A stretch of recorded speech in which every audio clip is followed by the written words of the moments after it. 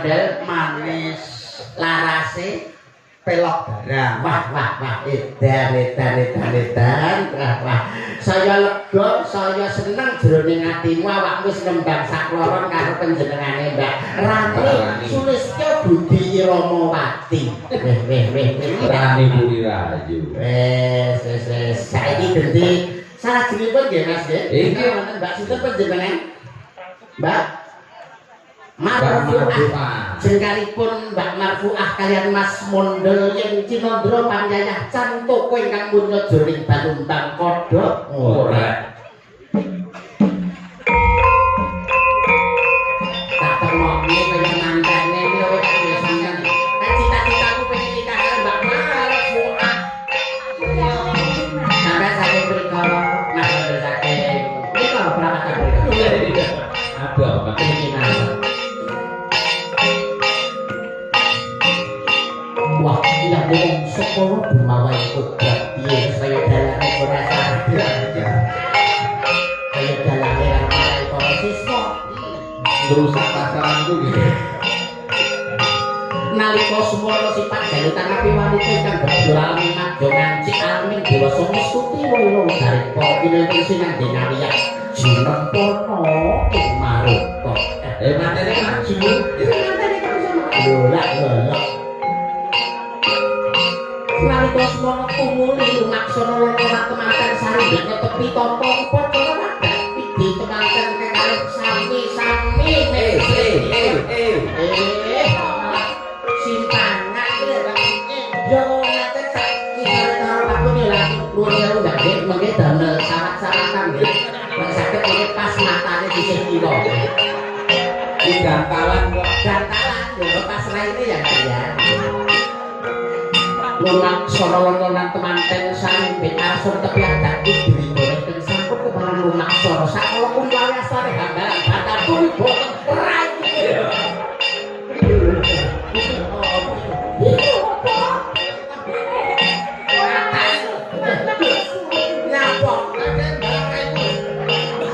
syarat-syaratnya dari gantal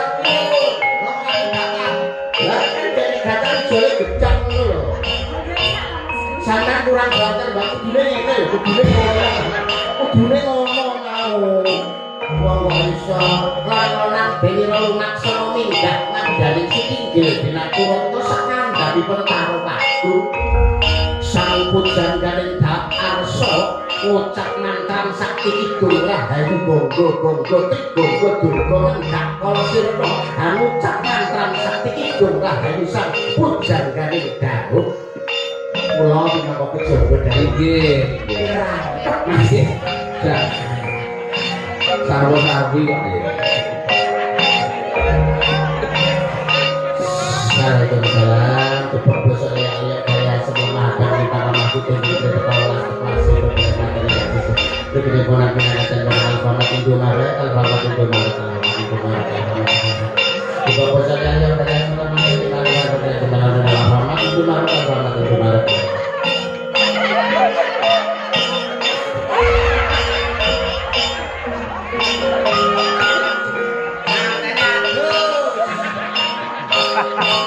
Gabyuk rinangkul kempet temanten sarimbit nyuwun iki berkah pangestu ing sakala temanten Maden wedok sing sungkem iki manten wedok ya kok dikualat ngombe iki makne ngono ya sing sungkem kowe manten kagum sumungkul wonten kersanipun temanten putri sakala temanten putri Hani kakunak ati dongi deki bakipun temanten aku tapi adaku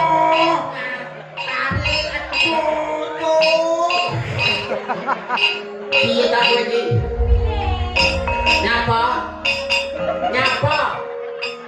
doku dicek Habyuk rinangkul kinempit-kempit gegandengan asko datang binggang sarik mopi noroso jero minggah ngabdani sitinggil binapura to pinunggel hamlan loko nonton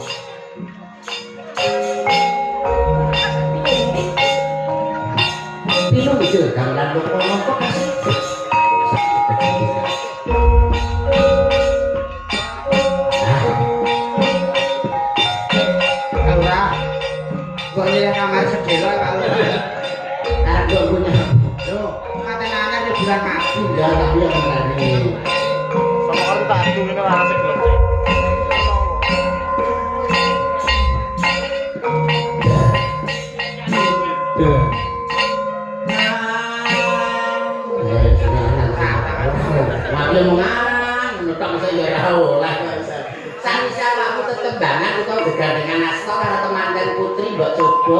ditunjukkan dengan cinta supaya cintanya tidak terpisahkan, hanya maut yang memisahkan. Nadanya coba. Ayo tukang betul mulai. Napa iki cinta tak terpisahkan? Nggih. Tresno iki dudu mung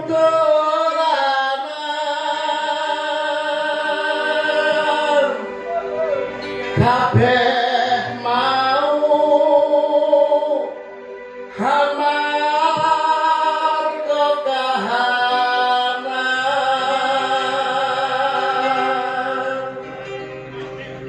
sing tak jaluk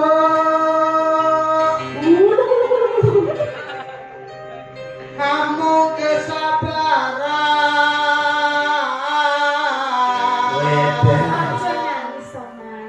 Tanya saka matane keculek kok.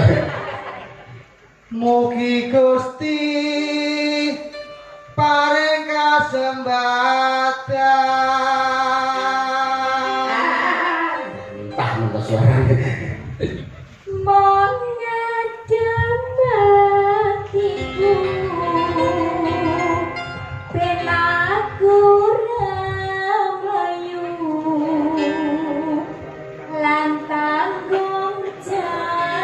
Jangan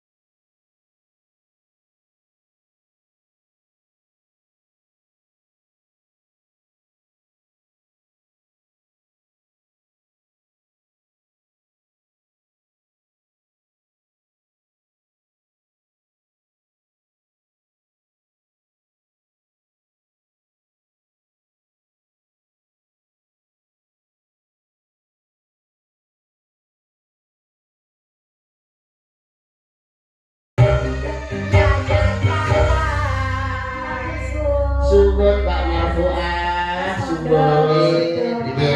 Emang gue tak kurang pinarak lemga. Wah,